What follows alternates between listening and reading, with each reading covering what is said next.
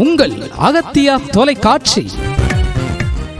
Subscribe பண்ணுங்கள், உங்களை தேடி வரும் உலக செய்திகள்.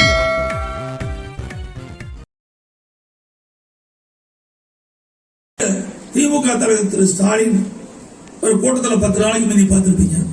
அவர் ஒரு கூட்டத்தில் பேசுறாங்க. என்ன பேசுறாருன்னா, ரவுடி ரவுடி ரவுடி தான் அப்படி பேசுவாங்க. ரவுடி ரவுடின்னு ரவுடி தான் தன்னை பெருமைப்படுத்திக்குவாங்க.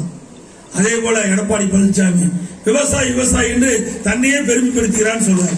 இது என்ன தப்பு? விவசாயி என்று சொல்றதுக்கு என்ன தப்புங்க? விவசாய ரவுடியோட ஒப்பிட்டு பேசுறாரு. ரொம்ப வேதனையா இருக்குல்ல? எண்ணி பாருங்க, எவ்வளவு கடுமையான சொல். ரவுடி விவசாயி ஒன்னா அப்படி சொல்ல, ரவுடி ரவுடி ரவுடி தான் அப்படி பேசுவாங்க. ரவுடி ரவுடின்னு சொல்லி அந்த ரவுடி தன்னை பெருமையை பேசிக்கிறார். அதை போல எடப்பாடி பழனிசாமி விவசாயி விவசாயின்னு அவர் கப்பட்டு அடிச்சுக்கிறாரு, தன்னையே பெருமையை பேசுகிறார் சொல்றாரு. எவ்வளவு ஒரு கீழ்த்தரமான பேச்சு. சிந்தித்து பேச வேண்டும். இரவென்றும் பகலென்றும் பாராமல் உழைக்கின்ற அந்த விவசாயி, நீ விவசாயத்தை பத்தி உனக்கு என்ன தெரியும்? வந்து ஒரு நாள் வெயில்ல வந்து வேலை செஞ்சுப்பாரு, காட்டணும் கஷ்டம் தெரியும். மம்மட்டி பிடிச்சு ஏர் பிடிச்சு விடுவதுக்கு தான் அந்த கஷ்டம் தெரியும். வயல்ல வேலை செய்யறதுக்கு தான் அந்த கஷ்டம் தெரியும். கஷ்டமே தெரியாத வளர்ந்தவருக்கு விவசாயம் பத்தி என்ன தெரியும்? அதனாலதான் ரவுடியோட விட்டு பேசுறேன். ஏன்னா அவள ரவுடி ராஜி பண்ணுவீங்க. நாட்டு ஆள மக்களுக்காக ஆண்டாங்க, குடும்பத்துக்காக ஆளுகின்ற கட்சி. ரவுடித்தனம் பண்றதுல ஒன்னா அவர் தான் அதுல இருந்து வரும். மனசுக்குள்ள என்ன இருக்குது அதுதானே வெளிப்படும்.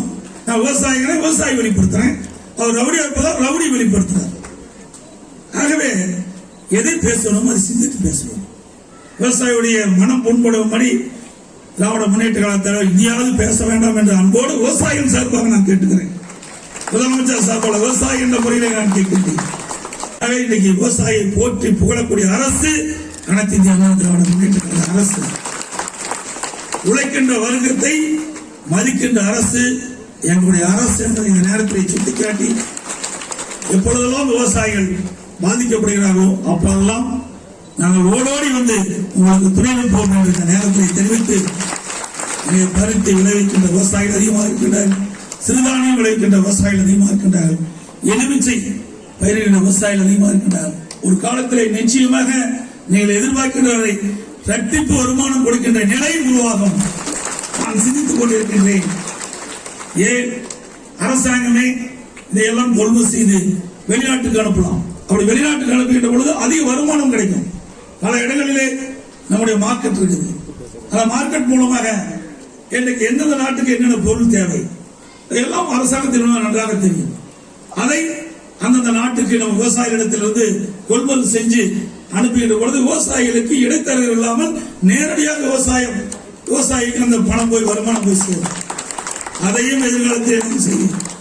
ஏன்னா நான் ஆட்சி பொறுப்பேற்றிலிருந்து மிகப்பெரிய சவாலை சந்திச்சுட்டு இருக்கேன். ஒரு பக்கம் கட்சி காப்பாற்றணும், 100 பக்கம் ஆட்சி காப்பாற்றணும். தினந்தோறும் இந்த ஸ்டாலின் கொஞ்சம் கொஞ்சம் பிரச்சனையா உருவாக்கிட்டு இருந்தாங்க. எப்படியாவது கட்சி உடைக்கணும், எப்படியாவது ஆட்சிக்கு வைக்கணும், அதே எண்ணம் தான். அதையும் முறியடித்து சாதனை படுத்த கட்சியும் அரசு நம்முடைய அரசு தான்.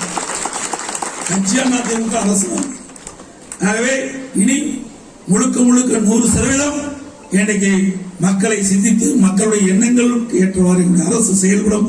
வேளாண் பெருக்களும் உழவர் பெருமக்களும் இங்க இருக்கிற விவசாயி தொழிலாளியும் அவருடைய எதிர்காலம் சிறக்க என்னுடைய அரசு தொடர்ந்து பாடுபடும் என்று சப்ஸ்கிரைப் பண்ணுங்கள், உங்களை தேடி வரும் உலக செய்திகள்.